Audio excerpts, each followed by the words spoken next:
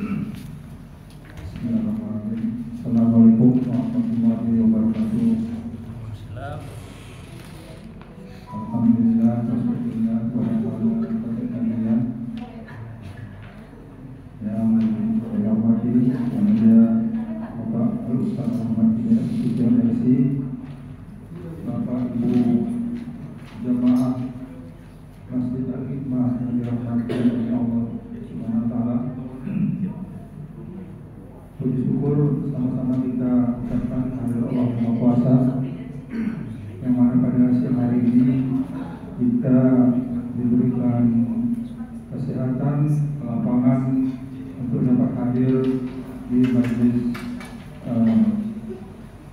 tausiah yang mulia ini, yang mana nantinya akan disampaikan oleh Bapak Al-Ustaz menjalankan dari residensi yang mana telah hadir pada saat kita. Salawat dan salam sama-sama kita sampaikan kepada Haji besar kita Rasulullah Muhammad SAW, dan Bapak Ibu yang kami hormati. Pengajian pada hari Selasa 2000 kali ini kita lanjutkan sebagaimana biasa, dan Ustaz Rahmat Hidayat nanti akan menyampaikan tausiah beliau, dan untuk itu mari sama-sama kita simak apa yang disampaikan oleh beliau ini agar kita dapat mendapatkan manfaat ilmu dari hal-hal yang disampaikan oleh beliau, dan kemudian dapat kita laksanakan, kita implementasikan dalam kehidupan sehari-hari sehingga dapat meningkatkan keimanan kita dan meningkatkan kualitas ibadah kita. Dan selanjutnya untuk menyampaikan tausiahnya kami serahkan kepada Bapak Ustaz. Terima kasih. Bismillahirrahmanirrahim. Assalamualaikum warahmatullahi wabarakatuh. Bismillah, alhamdulillah, wassalatu wassalamu ala sayyidina Muhammad bin Abdillah wa ala alihi wa sahbihi wa mawala, amma ba'd. Segala puji bagi Allah Azza wa Jalla, salawat dan salam atas Rasulnya Nabi Muhammad sallallahu alaihi wasallam. Semoga kelak kita akan mendapatkan syafaatnya, amin ya rabbal alamin. Yang saya kita hormati seluruh jajaran pengurus BKM Masjid Al-Hikmah Pengadilan Tinggi Medan, yang saya hormati Bapak Ibu jamaah yang dirahmati oleh Allah Subhanahu wa taala. Kita seringkali menyebutkan segala sesuatu itu ikhlas kita lakukan. Bahkan terkadang juga kita ketika ada orang utang gak dibayar-bayarnya, udahlah kita ikhlaskan aja. Seperti apa sebenarnya ikhlas dalam pandangan ulama, khususnya ulama akhlak atau sering disebut dengan ulama tasawuf. Ini tulisan saya kembangkan dari 3 buku. Di antara bukunya adalah Syarah Hikam Ibnu Athaillah As-Sakandari. Nah, ikhlas sering diibaratkan dengan amal ibadah atau amal soleh. Apa yang disebut dengan amal soleh dalam pandangan agama kita? Amal soleh adalah perbuatan baik yang dilakukan sebagai bukti penghambaan kepada Allah, baik niatnya murni ataupun masih tercampur dengan niat lainnya. Maksudnya adalah amal soleh itu memang perbuatan yang dianggap baik dalam pandangan syariat, bukan baik dalam pandangan manusia. Baik dalam pandangan syariat itu bukanlah sesuatu hal yang haram, bukan juga sesuatu hal yang makruh. Dia adalah sesuatu hal yang boleh dan sesuatu hal yang sunnah. Jadi maksudnya adalah contoh dari amal baik yang baik dalam pandangan syariat. Misal kita membaca Al-Quran. Sebenarnya kita tidak bisa baca Quran, tapi kita ambil Quran, kita baca suratul Ikhlas. Ini kenapa kita lakukan? Niatnya adalah baca suratul Ikhlas sambil mengamalkan hadis Nabi Khamsun minan nazari ibadah. Ada 5 kata Rasul yang cuma nengok-nengok aja itu ibadah. Di antaranya adalah an-nazru ilal mushaf ibadah. Melihat mushaf adalah ibadah. Jadi diambil Al-Quran, nunggu katakanlah waktu zuhur, diambil Quran tadi, dilihat, dibaca suratul Ikhlas. Ya ini sebenarnya bukan niat mau baca Qurannya, niatnya adalah untuk melihat aja. Nah, apakah ini bisa dikategorikan sebagai amal soleh? Iya. Kenapa? Karena melihat Quran itu juga bukan sesuatu yang wajib, juga bukan sesuatu yang sunnah. Hukumnya adalah boleh diambilnya, tapi diniatkannya, dijadikannya ini sebagai amal dengan niat tambahan tadi mau lihat-lihat Quran saja. Nah, ini dikategorikan sebagai amal kebaikan. Ada yang niatnya murni.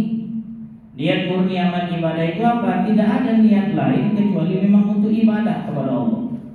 Kenapa sholat? Sholat lillahi ta'ala, bukan karena takut, bukan karena cari pahala, memang semata-mata ibadah karena Allah subhanahu wa ta'ala. Inilah namanya niatnya murni.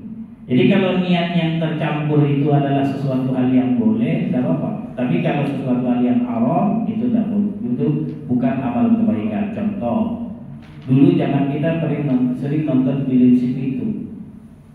Si Pitung itu kan merampok, lalu kemudian dibagikan kepada orang-orang miskin, ya gitu ya. Dalam pandangan agama, merampok adalah sesuatu hal yang dilarang. Walaupun hasil rampokan tadi dia bagikan kepada fakir miskin, apakah itu dikatakan amal kebaikan? Jawabannya tidak. Tetap itu adalah sesuatu hal yang salah, tetap itu sesuatu hal yang dilarang. Yang namanya amal kebaikan memang betul-betul dilakukan dengan pekerjaan yang halal, yang niatnya untuk karena Allah semata, atau masih tercampur dengan yang lainnya, tapi bukan sesuatu hal yang haram. Maka di dalam Al-Quran Allah mengatakan, in ahsantum ahsantum li anfusikum wa in asahtum falah. Jika kamu melakukan kebaikan, maka kebaikan itu akan balik samamu. Tapi jika kamu melakukan keburukan, maka keburukan itu akan balik samamu. Kenapa? Karena setiap amal kita itu dinilai oleh Allah subhanahu wa ta'ala. Yang dituntut oleh Allah adalah amal yang ikhlas semata-mata karena Allah subhanahu wa ta'ala. Maka kalau kita buka nanti dalam kitab Al-Mawa'is Al-Uskuriyah, itu masih di hadis yang kedua. Itu kitab Al-Mawa'is itu kitab hadis, tapi ada penjelasan cerita-ceritanya. Di dalam riwayat Nabi SAW pernah mengatakan di hadapan para sahabatnya, nanti di akhirat ada orang yang rajin sholat tahajud, rajin dia puasa sunnah, rajin dia sedekah. Ini maksudnya kalau sholat fardu, sholat yang baru udah pasti dikerjain, tapi yang sunnah juga dia lakukan. Lalu kemudian ketika dihisab oleh Allah subhanahu wa ta'ala, dia dimasukkan ke dalam neraka. Lalu kemudian dia protes sama Allah, ya Allah, aku kan sudah melakukan amal kebaikan, sudah mendirikan yang fardu, mengerjakan yang sunnah. Lalu kata Allah subhanahu wa ta'ala, betul, kenapa kau masukkan aku ke dalam neraka? Kata Allah subhanahu wa ta'ala, karena kau melakukannya tidak ikhlas karenaku. Apa buktinya ya Allah? Kau merasa kaulah yang melakukan sholatmu, kaulah yang melakukan puasamu, bukan karena karunia yang kuberikan. Kalau ini yang kau lakukan, ini namanya kau mensyarikatkanku dalam niat. Kau beramal tapi kau merasa itu kemampuanmu, maka aku masukkan kau ke dalam neraka. Lalu kemudian kata Rasul, nanti ada umat Nabi Musa, dia kalau dari hukum fisik manusia, hukum zahir manusia, dia masuk neraka karena jahatnya luar biasa. Tapi nanti dimasukkan oleh Allah subhanahu wa ta'ala ke dalam surga. Lalu kemudian sahabat bertanya, ya Rasul, kenapa dia bisa masuk ke dalam surganya Allah? Lalu kemudian Rasulullah SAW menjawab, karena orang ini ketika dia meninggal, dia berwasiat. Dia wasiat kepada keluarganya. Di zaman Nabi Musa ya, di zaman kita nggak terlalu laku. Zaman Nabi Musa katanya di masa itu dia berwasiat, kalau aku meninggal jangan kalian tanam, tapi kalian bakar dan debunya buang ke laut. Lalu kemudian oleh Allah Subhanahu wa taala ketika dihisab, dia ditanya sama Allah, kenapa kau minta tubuhmu dibakar dan debumu itu dibuang ke laut? Dia bilang, ya Allah, aku itu sungguh takut kepadamu ya Allah. Takutku luar biasa, tapi aku belum mampu menguasai nafsuku.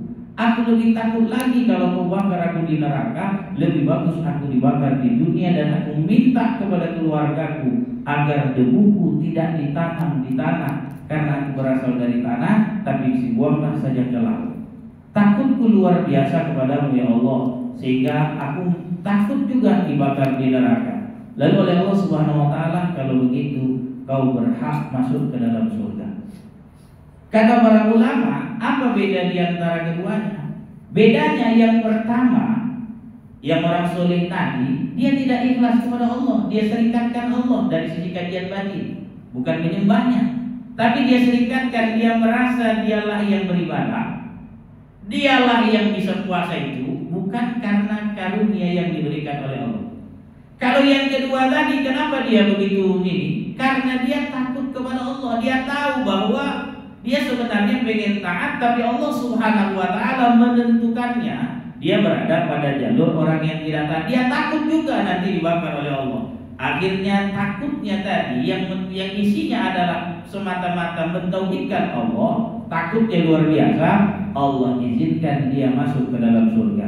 Inilah yang ada dalam kajian ilmu tauhid. Boleh atau jaiz bahasa Arabnya memasukkan orang yang tidak taat ke dalam surga. Jaiz bagi Allah memasukkan orang yang tidak taat ke dalam surga, dan jaiz bagi Allah memasukkan orang taat ke dalam neraka. Tapi tetap Allah Subhanahu wa taala Tuhan yang Maha Adil, pasti ada sebabnya kenapa orang yang tidak taat atau orang yang taat dimasukkan bukan pada tempatnya. Kalau orang tidak taat dimasukkan dia ke dalam surga, kalau orang taat dimasukkan dia ke dalam neraka. Itu ada sebabnya pasti.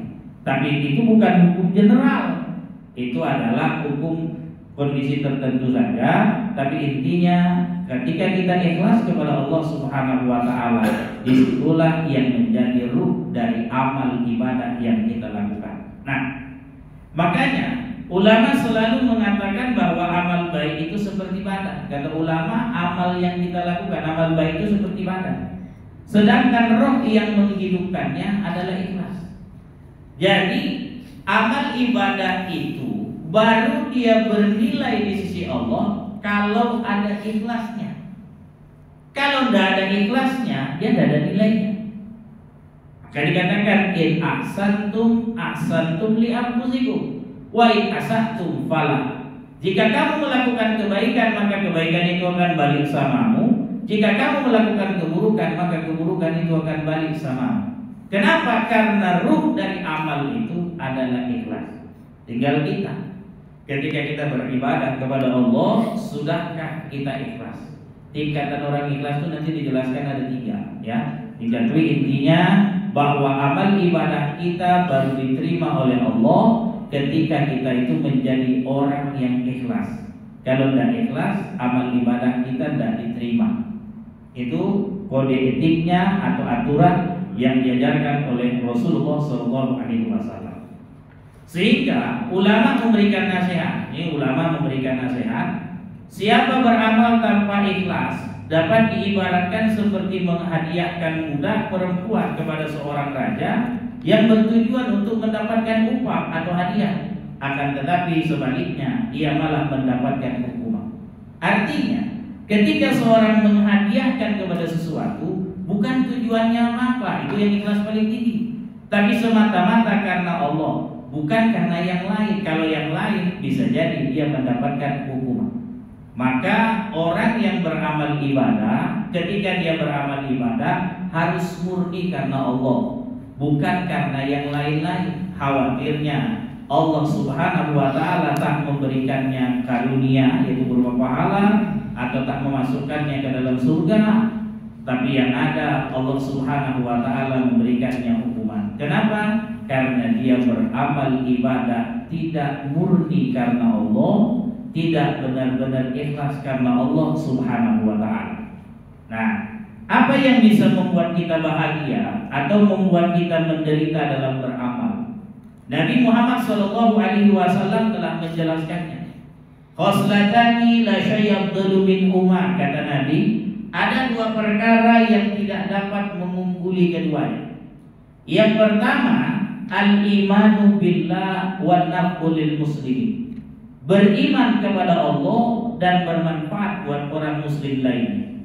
Wa khoslatani la syayabdulu min umar, asyirku billah wa dharru bil muslimin. Ada dua perkara, kata Rasul, yang tidak lebih buruk, artinya yang bisa membuat menderita. Yang pertama, asyirku billah, mensyirikatkan Allah, wa dharru bil muslimin, dan memberikan mudarat terhadap orang muslim. Maksud hadis Nabi ini adalah ketika kita beramal ibadah, pondasinya adalah iman kepada Allah. Iman kepada Allah bukan sekedar meyakini bahwa Allah melihat amal kita, tapi iman kepada Allah maknanya kita yakini bahwa kita bisa beribadah itu semata-mata karena karunia Allah. Kalau tidak Allah kasih karunia, kita tidak bisa melakukannya. Nah, lalu kemudian harus bisa menjadi wanafulil muslimin, memberikan manfaat terhadap orang muslim. Yang kita buat, yang kita lakukan betul-betul memberikan manfaat. Maka ulama mengajarkan, kalau orang sudah mampu beramal dengan amalnya iman kepada Allah dan memberikan manfaat terhadap orang muslim, dia tidak akan beramal sembarangan. Dia akan beramal sesuai dengan yang diajarkan agama. Kalau melihat sesuatu yang tidak baik, dia tidak otomatis lalu melakukan pencegahan yang ekstrim, tapi dia ukur berdasarkan kemampuan. Kenapa? Karena dia punya iman kepada Allah. Misal, adalah orang melakukan kejahatan, lalu saya karena merasa diri saya ustaz, di tengah jalan dia nggak kenal saya akhirnya saya datangi dan saya nggak kenal dia. Anda nggak boleh buat seperti itu. Lalu dia nggak terima, dia pukul saya. Salah nggak? Salah. Kenapa? Karena saya menasehatinya bukan pada tempatnya. Mencegah kemungkaran itu kan sudah diajarkan oleh agama kita. Apa itu? Yang pertama, man ra'a minkum munkaran falyughayyir biyadihi. Apabila kau melihat kemungkaran, maka ubahlah dengan kekuatanmu, dengan tanganmu. Fa'il lam tastati fa bilisani. Kalau tidak bisa, maka ubahlah dengan lisanmu, ucapan. Fa'il lam tastati fa biqalbi. Kalau tidak bisa, maka ubahlah dengan hati. Maka orang yang beriman ketika dia melihat kemungkaran, dia ukur dulu berdasarkan kemampuannya. Contoh, saya melihat ada orang melakukan kejahatan dan itu bukan jamaah saya. Bisa saya larang lisan? Tidak. Kenapa? Karena bukan jamaah kita.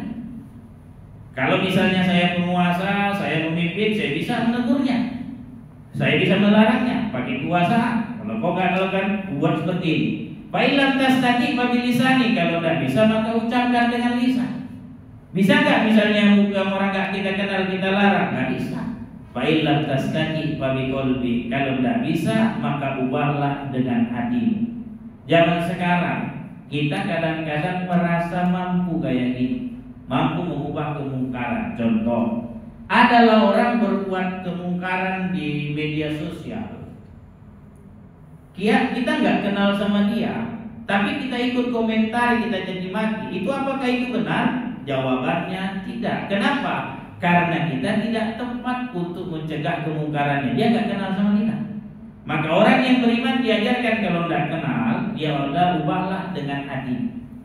Kalaulah misalnya yang bisa mengubah dengan kemampuannya. Contoh, Bapak Ibu, misalnya ada pimpinannya di sini.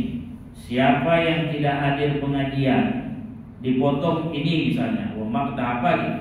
Bisa nggak itu? Bisa, karena punya kekuatan. Oke, kekuatan itu tidak punya, tapi masih bisa mengungkapkan dengan lisan. Kenapa? Karena punya posisi lebih tinggi. Bisa nggak mengungkapkan itu? Bisa. Nah, itu bisa dilakukan. Tapi kalau tidak bisa, baru diubahkan dengan hati. Kadang-kadang kita minta izin, minta maaf, seolah-olah kita melakukan itu amal kebaikan, padahal sebenarnya bukan amal kebaikan. Kenapa? Karena kita tidak mampu menempatkannya pada tempatnya. Tempatkanlah sesuatu pada tempatnya, maka disitulah dia akan menjadi amal kebaikan buat kita. Nah, contoh, kalaulah misalnya orang yang sudah beriman kepada Allah, dia melihat sesuatu itu berdasarkan sudut pandang. Apa itu? Ini ada orang buat kemungkaran. Kenapa dia buat kemungkaran? Oh, ini karena belum dapat hidayah dari Allah. Allah mengatakan, innaka lan tahdi man ahbabta walakinallaha yahdi man yasha. Kau tidak dapat menunjuki siapa yang kau inginkan, tetapi Allah menunjuki siapa yang Dia mau. Saya suka mencontohkan ini adalah contoh Nabi. Nabi itu ketika menyampaikan dakwah ke Taif, itu kan setelah istrinya meninggal, pamannya meninggal, Abu Thalib, suruh nyampaikan dakwah ke Taif. Dakwah yang nyuruh Allah, tapi dapat perlakuan yang tidak baik di negeri Taif. Padahal Taif itu adalah kampung ayahnya Nabi. Taif itu adalah kampung ayahnya Nabi. Nabi tidak mendapatkan perlakuan yang baik, lalu sampai berdarah-darah. Ada yang bilang wajahnya, ada yang bilang kakinya. Malaikat Jibril menampung darah Nabi, lalu kemudian bilang, Muhammad, minta sama Allah agar izinkan aku mengindahkan gunung Uhud untuk kutimpakan kepada penduduk Taif. Tapi apa jawab Nabi? Wallahi ya Jibril, demi Allah ya Jibril, inna Allah lam yab'asni ta'anan wala la'anan, walakin ba'asani da'iyatan wa rahmah. Allahumma hdi qaumi fa innahum la ya'lamun. Demi Allah, malaikat Jibril, tidaklah aku diutus menjadi pelaknat dan perusak, akan tetapi aku diutus menjadi pendoa dan penebar rahmat. Yang dibuat sama Nabi adalah berdoa, ya Allah, tunjuki kaumku, karena sesungguhnya mereka tidak mengetahui. Apa alasan Nabi memilih doa, bukan memilih minta sama Allah agar ini? Kenapa? Karena Nabi berpaham, ini kalau dilisankan tidak punya manfaat. Kenapa? Karena ini bukan umat Nabi Muhammad, bukan orang yang pernah kenal karakter Nabi Muhammad. Sehingga dia berdoa sama Allah agar diberikan hidayah. Orang bisa masuk Islam karena ada hidayah dari Allah Subhanahu wa ta'ala. Inilah karakter orang yang beriman. Tapi kalau orang yang melakukan asyirku billah, dia kadang-kadang merasa dia punya kedudukan yang sama, sehingga dia minta, dia menyuruh orang lain, padahal dia nggak punya kekuasaan. Disitulah yang terjadi asyirku billah wa darru bil muslimin, memberikan mudarat terhadap orang muslim. Jadi yang membuat kita bahagia dalam beramal adalah ikhlas. Ikhlas kita melihat posisi kita berada di mana. Maka pondasinya adalah iman kepada Allah. Bahkan ditetapkan dalam hati, kita bisa melakukan pekerjaan baik bukan karena kita, tapi karena karunia Allah. Intinya, tanpa pertolongan Allah kita tidak bisa beramal. Itulah zikir yang kita baca, la haula wala quwata illa billahil aliyil azim. Tidak ada daya dan tidak ada kekuatan kecuali dengan pertolongan Allah Subhanahu wa ta'ala. Maka orang yang beriman, ketika dia beramal, dia harus bisa menghidupkan amalnya dengan ruh ikhlas tadi. Caranya, dia lihat posisinya, dia lihat kedudukannya, dia pilihlah sesuai dengan kedudukannya dan ikhlas, dan dia jalani itu dengan sebaik-baiknya. Jadi kalau misalnya ada orang berutang sama awak, ini contoh utang ya, paling sering kita mengikhlaskan itu kalau utang. Ada orang berutang sama kita, bagaimana caranya kita mengikhlaskannya? Setelah kita berikhtiar, ikhtiar kita mintanya, mohonnya, udah nggak juga dikasih, baru kita lihat dengan kacamata iman. Lisan sudah dilakukan, maka apa yang kita lakukan?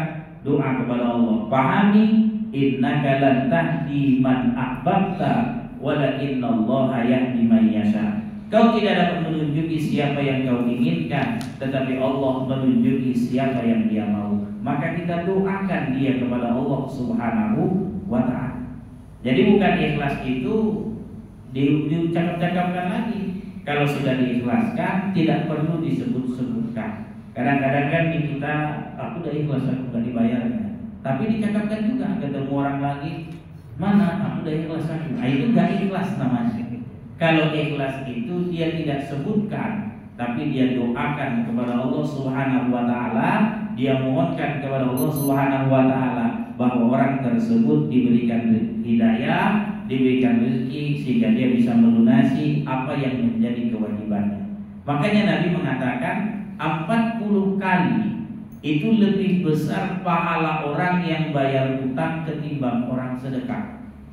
Saat Nabi Mi'raj ke langit, Pak, naik ke langit, Nabi melakukan perjalanan ke dalam surga. Dilihat Nabi di depan pintu surga tertulis bahwa pahala orang yang bayar hutang itu lebih besar 40 kali dibanding orang yang bersedekah.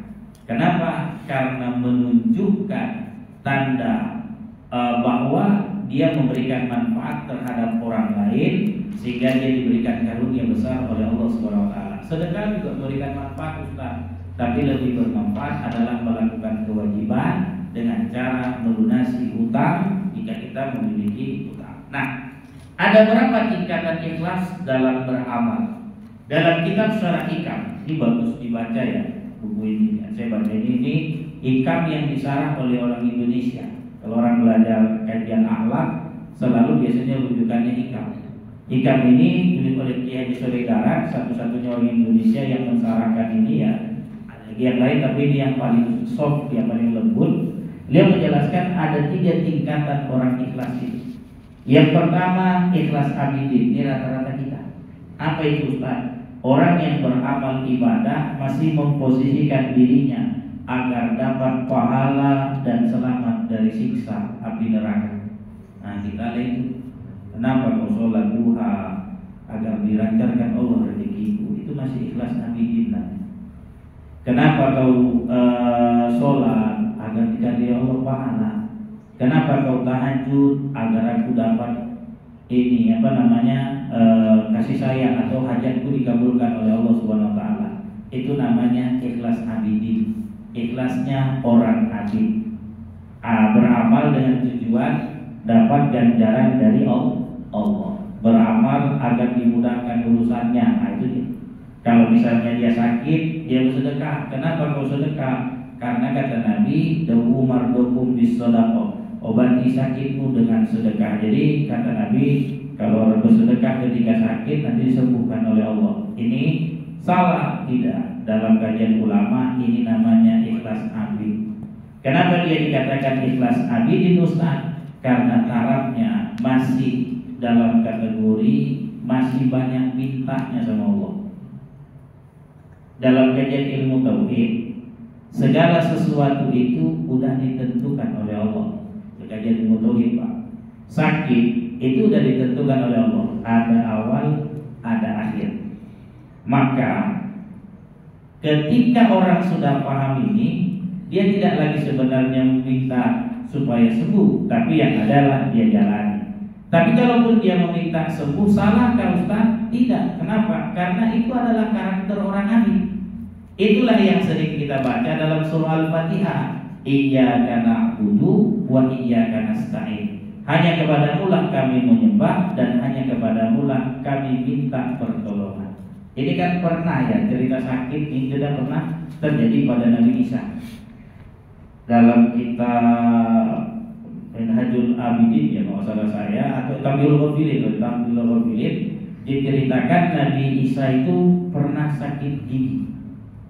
Jadi Nabi Isa itu sakit gigi, ya macam kita juga lah. Ikhtiar kesana kemari nanya obat. Sampailah udah gak tahan lagi nahankan sakit tadi, berdoalah sama Allah. Dan kita gitu juga, Pak. Kalau sakit, ya kita cari Tuhan, nanya sana nanya sini, udah gak mempan baru munajat. Nah, Barulah dia bilang, ya Allah sakit kali gigiku, berikanlah aku obat. Diberikan oleh Allah.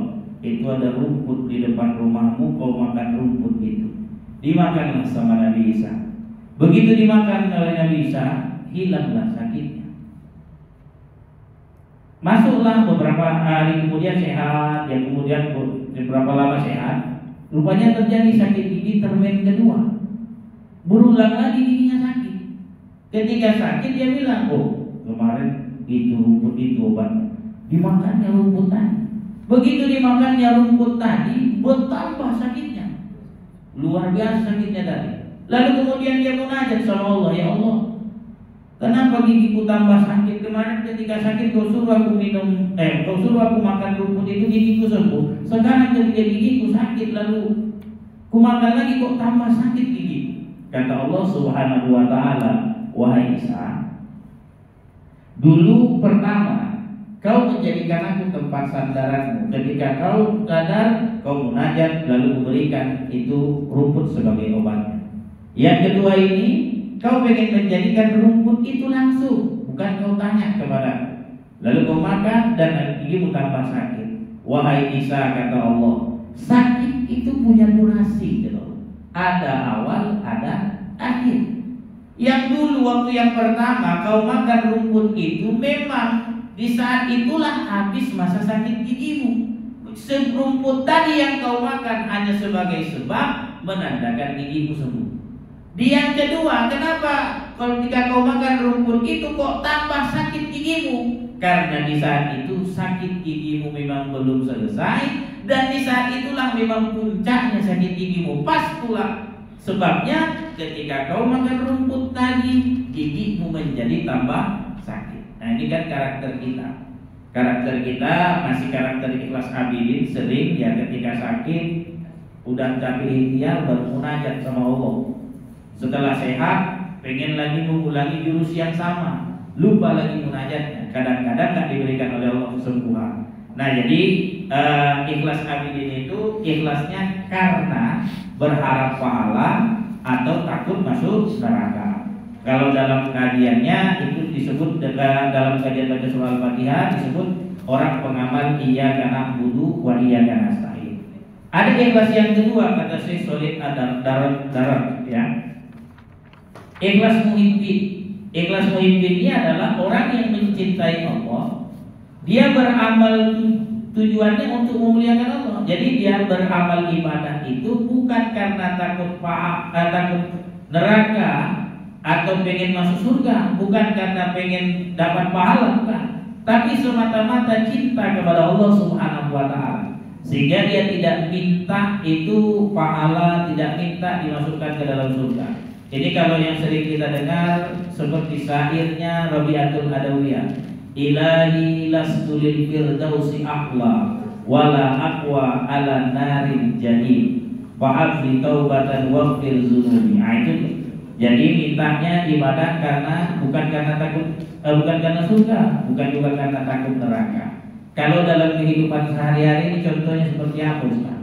Kalau ikhlas muhibbin itu dia sibuk minta sama Allah, ya Allah berikan aku ini, ya Allah berikan aku ini, pengen kali aku dapat ini A dan Z. Kalau mobilku ya Allah sekarang aku pengen punya Fortuner, ya Allah berikan aku Fortuner. Itu contoh. Itu orang namanya ikhlas abidin. Kalau ikhlas muhibbin, dia berkarakter orang yang mensyukuri. Tidak lagi dia meminta kepada Allah, yang ada dia syukuri. Alhamdulillah ya Allah, hari ini bisa hadir di pengajian. Alhamdulillah ya Allah, hari ini bisa mengendarai mobil ke kantor. Alhamdulillah ya Allah, hari ini pekerjaan bisa kulakukan. Ini namanya orang ikhlas muhibbin. Ada yang ketiga namanya ikhlas arifin. Ini adalah orang yang mengenal Allah Ta'ala. Dia beribadah tidak lagi tujuan karena pahala. Dia beribadah bukan karena ingin memuliakan Allah, tapi dia beribadah semata-mata kenal Allah. Maksudnya dia paham hari ini dia memang inilah kondisinya ditetapkan oleh Allah. Dia lakukan amal ibadah itu dengan sebaik-baiknya. Sehingga dia mengatakan raditu billahi robban wa bil islami dina. Aku ridho Tuhanku sebagai Allah dan Islam adalah agama. Nah, kalau dalam surah itu Al-Mulk itu yang di ayat yang kedua, liyabluwakum ayyukum ahsanu amala. Allah mengujinya untuk amal yang paling baik. Jadi kalau dia dikasih misalnya kesempatan sholat oleh Allah, dia manfaatkan sholat itu sebaik-baiknya. Bukan dia memikirkan hal lain-lain. Kenapa? Karena yang ada dalam dirinya, dia paham dia melakukan ibadah hari ini atas kehendak Allah. Dia berkeyakinan tidak sama frekuensi ibadah yang sebelumnya dengan ibadah yang besok. Yang ada adalah hari ini. Jadi ketika dia beramal ibadah, bukan dia mikir apakah besok masih hidup atau tidak. Yang dia pikir hari ini inilah amal ibadahku. Tidak, dia tidak berkeyakinan bahwa besok dia akan melakukan lagi. Yang dia buat adalah yang sebaik-baiknya.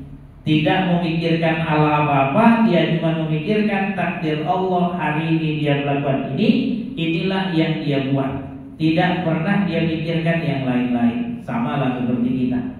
Kita punya pekerjaan, jenis pekerjaannya itu sama. Tapi bisa jadi ketika kita melakukan pekerjaan itu bisa beda kondisinya yang dulu dengan yang saat ini. Hari ini kita mungkin bisa misi melakukan pekerjaan dengan yang baik. Tiba-tiba dapat pekerjaan yang sama lagi pada masa yang akan datang. Ketika dia melakukan itu, dia nggak mikir lagi akan sama enggak. Yang penting dia lakukan adalah yang terbaik. Sehingga kadang-kadang kalau orang yang ikhlasnya belum maksimal, dia kadang kecewa. Kenapa ini nggak sempurna yang lalu ya? Kalau dia orang yang ikhlas arifin, dia terima. Hari yang lalu bisa berhasil, yang ini kok belum berhasil. Kenapa? Karena memang Allah Subhanahu wa Ta'ala belum izinkan untuk berhasil, walaupun metode dan cara yang sama dia lakukan. Nah, di situ. Jadi kalau ikhlas arifin itu, inilah yang orang ketika sholat itu betul-betul dia nyaman. Nah, kalau kita ikhlas abidin, masih minta kita sama Allah supaya dihadirkan khusyuk. Kalau ikhlasnya muhibbin, dia bersyukur kepada Allah. Alhamdulillah, ketika sholat bisa baca Al-Fatihah, hatinya muncul alhamdulillah, bisa baca Al-Fatihah, alhamdulillah, bisa ruku. Tapi kalau ikhlasnya orang arifin, dia manfaatkan sebaik-baiknya. Ketika dia bisa baca Al-Fatihah itu dengan tenang, dia yakin bukan karena dia, tapi itu semata-mata karena karunia dari Allah Subhanahu wa Ta'ala. Sehingga orang arifin ini orang yang gak akan pernah putus asa. Bagaimanapun kehidupannya, dia tidak akan pernah mengeluh. Tidak ada penyesalan dalam kehidupannya. Rule kehidupan yang dia lakukan, dia adalah melakukan dengan sebaik-baiknya. Nah, ini ikhlasnya orang tingkatan arifin. Ini kalau Nabi Ayub. Nabi Ayub itu kan punya penyakit. Tidak pernah dia minta supaya diberikan kesehatan. Tidak pernah juga dia bersyukur. Dia jalani semuanya yang setiap hari dia buat adalah yang terbaik. Sehingga Allah Subhanahu wa Ta'ala waktu diuji oleh Allah, dia tetap tidak pernah mengalami yang namanya putus asa. Dia terima kondisi yang dihadirkan oleh Allah Subhanahu wa Ta'ala, sehingga ketika menjalani hidupnya dia tetap bahagia, tidak mengalami yang namanya gelisah.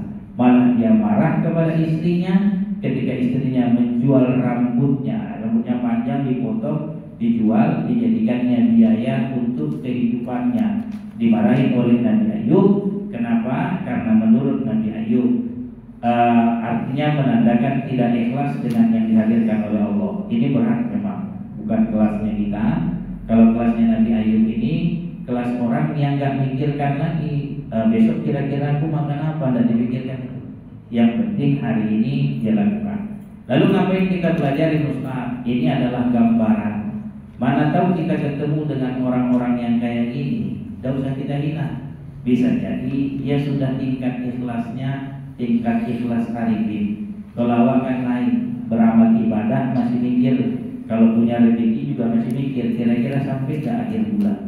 Sehingga kalau punya harta, bisa tak punya harta ini untuk beberapa keturunan yang akan datang. Tingkatan kita masih tingkatan itu. Kalau ikhlas yang arifin ini, dia tidak memikirkan karena dia yakin wa ma min dabbatin illa 'ala Allah Allahi rizquha. Tidak ada yang melata yang di muka bumi ini yang tidak dijamin oleh Allah rezekinya. Kalau kita sudah belajar seperti ini, tidak perlu kita komentari posisi orang. Kenapa? Karena orang tersebut bisa jadi dia menerima keadaan yang Allah Subhanahu wa taala berikan.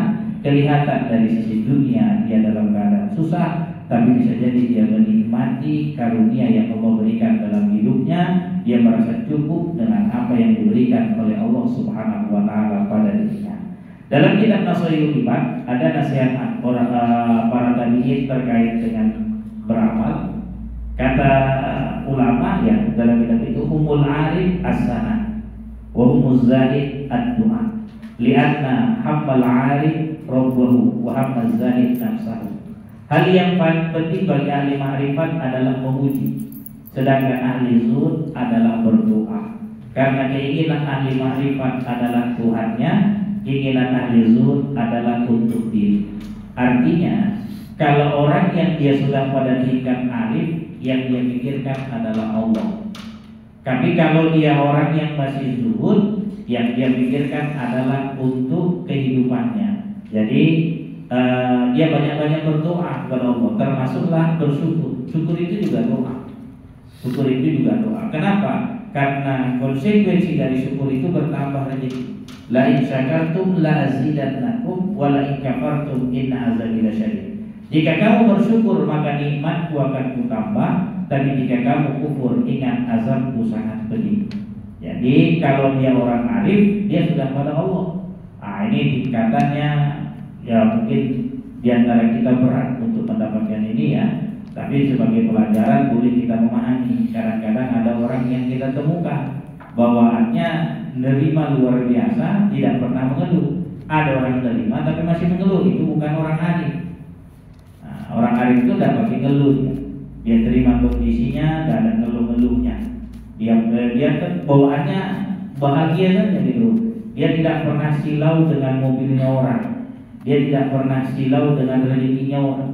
Dia hanya memuji dan hanya ingat Allah terhadap rezeki yang Allah berikan kepada dirinya. Orang arif atau ahli ma'rifat tidak pernah memikirkan pahala atau surga yang akan didapatnya. Ia hanya memikirkan tentang keagungan Allah. Sedangkan orang zahid masih memikirkan kemaslahatan dirinya berupa pahala dan surga. Dan ini adalah tingkat kita. Tapi walaupun begitu, itu bukan sesuatu hal yang salah. Paling tidak kita sudah memahami bahwa ternyata ikhlas kita belum pada ikhlas tingkat tinggi. Ikhlas kita mungkin masih berada pada tingkat 1 dan tingkat 2. Tingkat 1 tadi adalah ikhlas abidin, tingkat 2 tadi adalah ikhlasnya orang muhibbin. Belum sampai pada tingkat ikhlas paling tinggi, yaitu adalah ikhlasnya arifin. Tapi kita berdoa kepada Allah, mudah-mudahan ada yang dapat karunia dari Allah, yang hidupnya senantiasa menikmati perjalanan yang dia jalani, karena dia yakin tidak ada yang salah yang diciptakan oleh Allah Subhanahu wa taala. Barangkali ada yang mau didiskusikan, saya persilakan.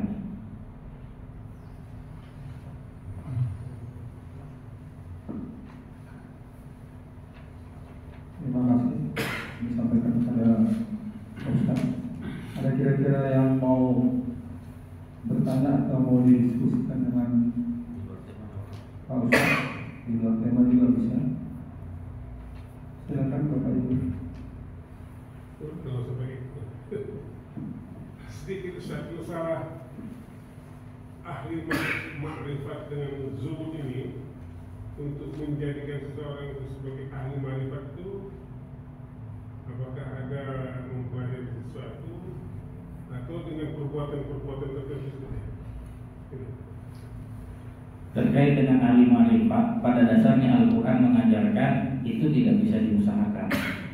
Itu Allah yang berikan. Innaka lan tahdi man ahbabta walakinnallaha yahdi man yasha. Kau tidak dapat memberikan hidayah kepada siapa yang kau inginkan, tetapi aku memberikan hidayah kepada siapa yang kau mau. Tapi kita ikhtiarnya ada. Itulah yang kita pelajari ilmu tauhid. Orang belajar ilmu tauhid, mengenal Allah, sampaikah dia nanti pada ahli ma'rifat, tergantung Allah kasih hidayah sama dia atau tidak.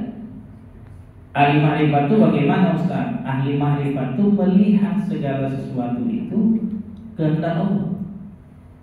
Saya duduk di sini, diingat tuh itu kehendak Allah duduknya di sini. Baju yang saya pilih itu kehendak Allah. Bapak duduk di situ itu kehendak Allah. Tidak lagi mikirnya, oh itu karena bapak sudah datang lebih duluan, makanya duduknya di situ. Kalau belakangan, dia duduknya enggak. Dia mikirnya cuma satu, kehendak Allah memang duduknya di situ. Ahli makrifat itu dia tidak akan pernah ngeluh. Jadi mohon maaf kalau kita kan masih ada tuh. Begitu naik harga atau isu-isu yang lain muncul, kita pun ikut komentari. Itu bukan ahli makrifat. Kalau ahli makrifat itu dalam kajiannya ya Pak, dalam kajian yang diajarkan ulama, begitu dia melihat orang buat salah, dia bilang sudah benar kehendak Allah Subhanahu wa taala untuk dirinya. Kenapa? Karena Allah Subhanahu wa taala yang menciptakan segala sesuatu. Wallahu khaliqu kulli syai'in. Lalu dalam Allah yang menciptakan segala sesuatu. Kemudian dikatakan oleh Allah Subhanahu wa taala di dalam Al-Qur'an, Allah yang menciptakan. Wallahu khalaqakum wa ma ta'malun. Allah yang menciptakanmu dan apa yang kamu perbuat. Itu ahli makrifat. Kalau ahli zuhud, dia masih ada unsur menilainya gitu. Udah segini rezekiku dikasih oleh Allah, tapi ya mudah-mudahan bertambahlah dia lagi gitu. Itu namanya ahli zuhud. Kalau yang orang bukan zuhud itu masih di bawah zuhud lagi. Kalau bahasa tahunya orang yang pikir itu gitu ya, dia pengennya kenapa segini dapatku ya, kan bisa rupanya lebih banyak lagi. Ada ngeluhnya, ngeluhnya agak tinggi dia. Jadi ahli makrifat itu lagi-lagi saya katakan dia melihat semua itu tidak ada yang salah, karena mengamalkan firman Allah, wa ma khalaqta hadza batila. Tidak ada yang batil, tidak ada yang salah yang diciptakan oleh Allah Subhanahu wa taala. Jadi kalau dia berprestasi bukan karena dia, karena memang kehendak Allah dia berprestasi. Kalau dia sudah berprestasi dia dijatuhkan, dia sudah bilang juga udah benar kehendak Allah, udah nyampe diturunkan lagi gitu. Itu dia. Jadi dia melihatnya di situ Pak. Dia lihat kerjanya Allah. Kalau dalam prakteknya ini Nabi itu bertanya sama sahabatnya, itu terkait dengan tanda iman. Kalau dipraktekkan ya. Jadi Nabi itu pernah habis sholat subuh menunggu matahari sempurna, atau bahasa kita maksudnya waktu duha. Sahabat itu sedang kumpul, didatangi sama Nabi, ditanya sama Nabi, ya sahabi kaifa asbahtum? Wahai sahabatku, bagaimana kabar kalian? Para sahabat menjawab, asbahna bimu'minina billah ya Rasulullah. Kabar kami ya Rasul, kami beriman kepada Allah. Ditanya lagi sama Nabi, wa ma'alamatu imanikum, apa tanda iman kamu? Sahabat menjawab, nasbiru ala al-bala wa nashkuru ala ar-raha wa nardu bi qadarillah. Sabar saat diuji, bersyukur saat diberikan nikmatan, dan ridho dengan ketentuan Allah. Inilah prakteknya. Kalau bahasanya prakteknya untuk bisa menjadi orang makrifat. Kalau zikir-zikir itu bukan zikir-zikir itu bukan untuk mencapai tingkat makrifat. Zikir itu hanya pengolahan hati saja untuk senantiasa bisa ingat kepada Allah. Tapi kalau orang yang ahli makrifat itu tak perlu pakai itu dia Allah kasih hidayah, lalu kemudian dia bisa memahami. Allah a'lam. Itu kira-kira yang saya pelajari dari dulu. Ada lagi Pak? Assalamualaikum warahmatullahi wabarakatuh. Saya akan menanyakan tentang ikhlas tadi, Ustaz. Jadi ada contoh yang disampaikan tentang hutang ya. Jadi kadang kita misalkan ada contoh kita menghutangi orang dengan batas tertentu, tetapi hutang belum dibayar, sehingga kita karena kita juga pernah mendengar bahwa menghutangkan ke seseorang itu pahalanya itu mengalir terus selama hutang itu masih belum dibayar. Terkait dengan ikhlas ini, apakah boleh kita merubah niatan setelah uang itu belum dibayar, karena kita memang masih mengharap juga pahala itu, sehingga udahlah nggak apa-apa, nggak usah kita ikhlaskan dulu gitu Ustaz. Jadi biar pahala itu masih mengalir ya sampai nanti titik akhirnya nanti juga kita ikhlaskan pada akhirnya kalau memang yang bersangkutan ini tidak membayar. Dan yang pertama, yang kedua, Ustaz, terkait tadi Ustaz menyinggung tentang membaca, melihat Al-Quran saja berpahala ya Ustaz ya. Melihat ataupun membaca, melihat saja berpahala. Bagaimana kondisinya jika kita melihat atau membaca itu Al-Quran itu di HP? Terima kasih. Assalamualaikum warahmatullahi wabarakatuh. Waalaikumsalam warahmatullahi wabarakatuh. Baik, yang pertama itu memang benar ada hadis Nabi, selama belum dibayar kita mendapatkan pahala dari orang yang memutang terhadap kita. Tapi bukan berarti pahala begitu saja, harus ada ikhtiarnya. Kita tanya sama dia. Kenapa? Karena dia kewajibannya. Nanti ketika dia meninggal, kalau nggak dibayar hutangnya, itu ruhnya tergadai, bahasa hadisnya tergadai sampai diselesaikan oleh ahli warisnya. Maka dalam penyelesaian harta warisan kan bukan bagi warisan yang paling pertama, tapi adalah yang pertama adalah tanyakan hutang masih ada atau tidak. Kalau ada, lunasi. Kenapa? Karena ruhnya tergadai gitu ya. Nah, kapan kita mendapatkan pahala selama hutangnya belum dibayar? Ya saat kita masih mau menagihnya. Tapi kalau dia bilang, biar aja lah nggak dibayarnya, biar banyak ngalir pahalanya. Enggak, itu mengalirnya itu saat kita tagih sama dia. Kapan kau bayar? Oh nantilah. Walaupun misalnya kalau zaman sekarang kantor kita tanya dia telepon, kita WhatsApp, tapi dimandirin aja sama dia, dibaca aja. Itulah dia maksudnya, mengalirlah pahalanya. Bukan ketika orang utang udah sampai jatuh temponya gitu ya, udah sampai masanya dia bayar tapi kan dibayarnya kita diam-diam aja biar aja lah biar ngalir. Enggak, maksud pemahamannya itu kata ulama ada juga ikhtiar kita untuk menagihnya. Boleh kita telepon, boleh kita WA, misalnya zaman sekarang ya kita WA, kita tanya, cuma diriin aja, diriin aja. Ya selama dia belum bayar, disitulah mengalir pahala untuk kita. Nah itu maknanya. Walaupun nanti kita ikhlaskan Ustaz, kita ikhlaskan itu bahasa kita ya, bahasa agama.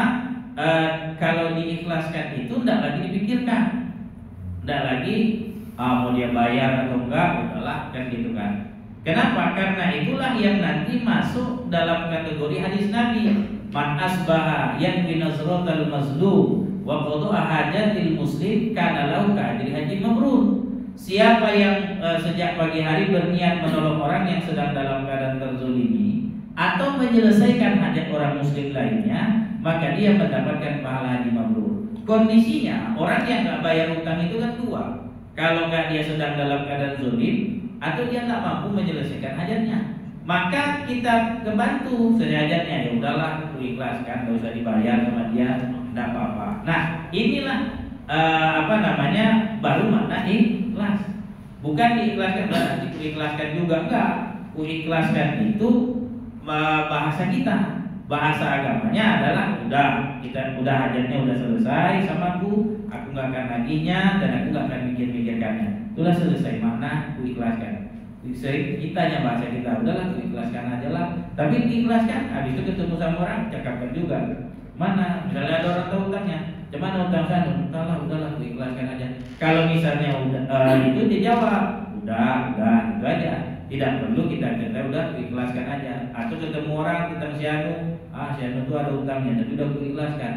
Kalau namanya ikhlas tidak perlu kita sebut. Minta izin, minta maaf Pak. Ilustrasi sederhananya persis seperti surah Al-Ikhlas. Yang di dalam surah Al-Ikhlas itu tak ada satu kali pun ditulis Al-Ikhlas ataupun turunan katanya. Qul huwallahu ahad, Allahus samad, lam yalid wa lam yulad wa lam yakul lahu kufuwan ahad. Yang namanya ikhlas dia tidak ada disebut-sebut, dia ada dia disimpan, tidak perlu dicerita-ceritakan. Yang pertama ya, yang kedua tadi terkait tentang di HP. Okay. Ada 5 amal ibadah yang cukup dengan dilihat-lihat. Saya jelasin semuanya. Yang pertama kata Nabi, cukup dilihat itu jadi ibadah apa itu? khamsun minal mushaf an-nazru ilal mushaf ibadah. Melihat kepada mushaf adalah ibadah. Melihat mushaf itu kan kumpulan. Memang yang paling afdol adalah dipegang Quran. Cuma kita kan menerima perkembangan zaman. Perkembangan zaman itu apa? Ada aplikasi. Di handphone kita ini gampang aplikasi. Lalu kemudian kalau kita lihat pakai handphone, apakah bernilai ibadah? Kita berdoa kepada Allah, mudah-mudahan iya. Kenapa? Karena kita memandang adanya Quran di handphone itu memberikan manfaat. Marahul muslimuna hasanan fa huwa indallahi azan.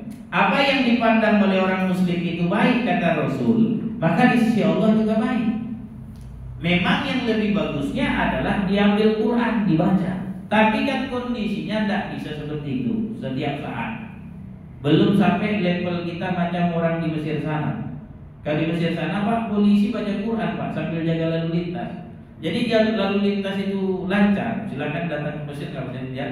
Polisi itu pegang Quran aja nih. Kalau udah lancar dia baca Quran. Nah kayak kita begitu difoto dia bibi kan gitu ya. Kalau lancar dia pegang baca Quran. Kenapa? Karena memang kebiasaan mereka kemana-mana baca Quran. Naik angkot pun kita ketemu sama orang yang pegang Quran.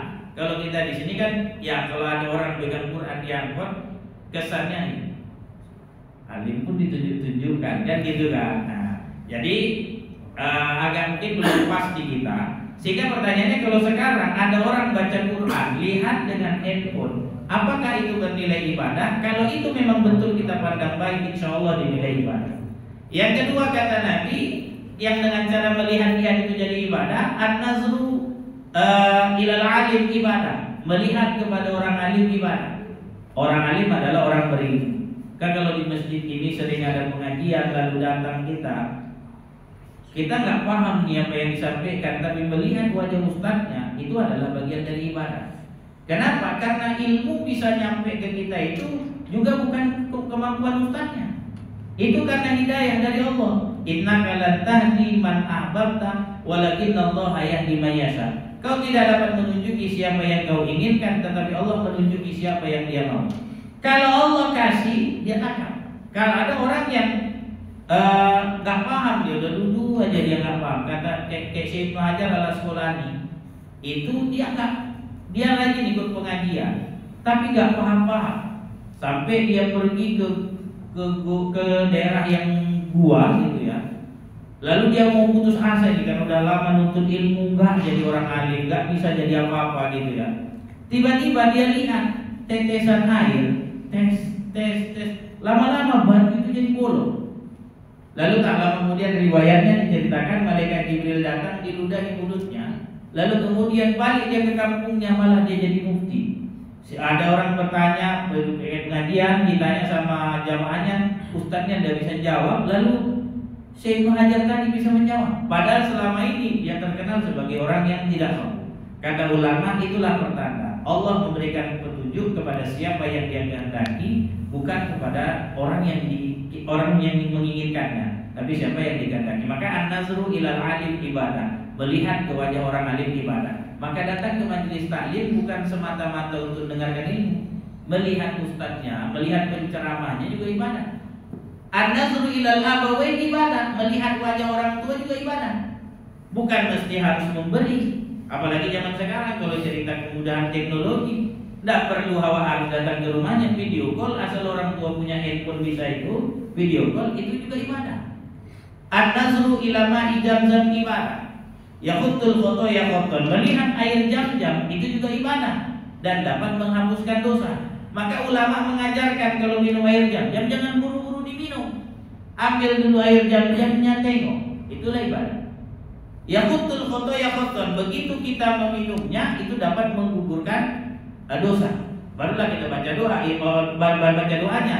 Allahumma inna nas'aluka ilman nafi'a wa rizqan wasi'a wa shifaan min kulli da'. Kami mohon ilmu yang bermanfaat, rezeki yang luas, dan kesembuhan dari penyakit.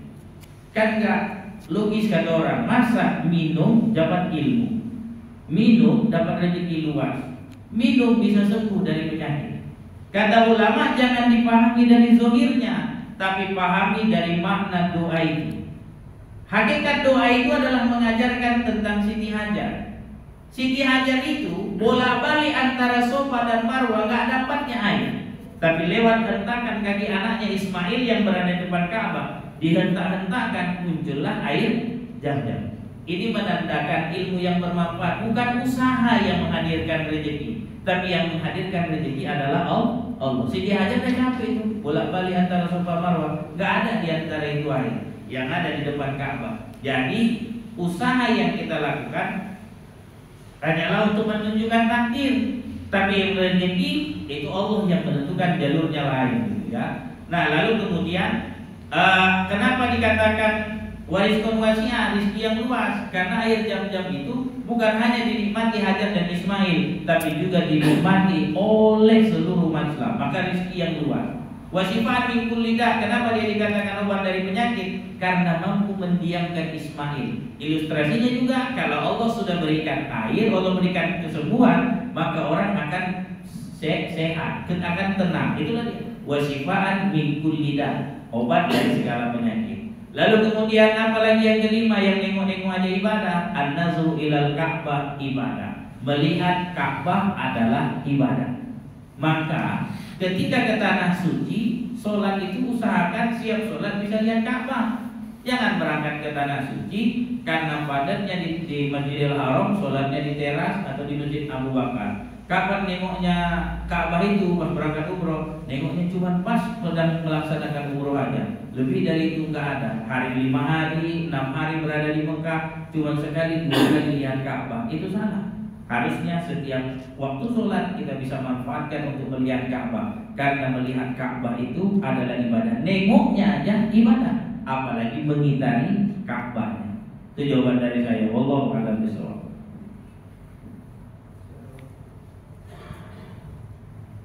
Satu lagi Ustaz. Saya mau bertanya. Masalah ikhlas ini. Jadi kalau kita melaksanakan ibadah ini, ikhlas ini adalah salah satu hal yang paling berat dibandingkan dengan masalah hati yang lain. Tapi ikhlas ini berasal dari hati yang bersih. Jadi kita dalam menjalankan agama ini selalu kita dituntut menjadi orang yang ikhlas. Tetapi kemudian oleh sementara beberapa pihak ikhlas ini disalahgunakan untuk kepentingan dirinya. Saya ambil contoh, umpamanya ketika melaksanakan ibadah umroh dan haji ke Mekah. Dari Indonesia ini umpamanya oleh travel pelaksana umroh ini dijanjikan fasilitas yang bagus, bintang 4, dekat Ka'bah, dekat Masjidil Haram, dekat Madinah, dan fasilitas lain yang membuat orang berpikir ini sangat nyaman fasilitas ini. Ternyata nanti apa yang disampaikan oleh driver ini melalui brosur itu, ketika sampai di Mekah atau di Madinah, ini banyak hal-hal yang menyimpang dari janji-janji tersebut.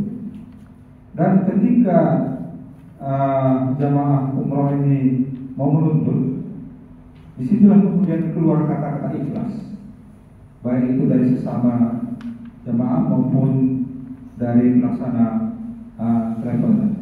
Kita bapak-bapak, ibu-ibu, kalau sudah sampai di tanah suci ini harus ikhlas, harus melepaskan segala kepentingan yang bersifat dunia. Kita datang kemari untuk beribadah. Ini yang selalu disalahgunakan kata-kata ikhlas ini. Jadi akhirnya orang kalau disampaikan begini ya ikhlas saja. Tapi kan dalam hati kamu butuh apanya nih, sudah bayar mahal, tapi fasilitas yang dapat tidak sesuai dengan janjikan. Nah ini bagaimana nih? Baik, itu penggunaan ikhlasnya salah.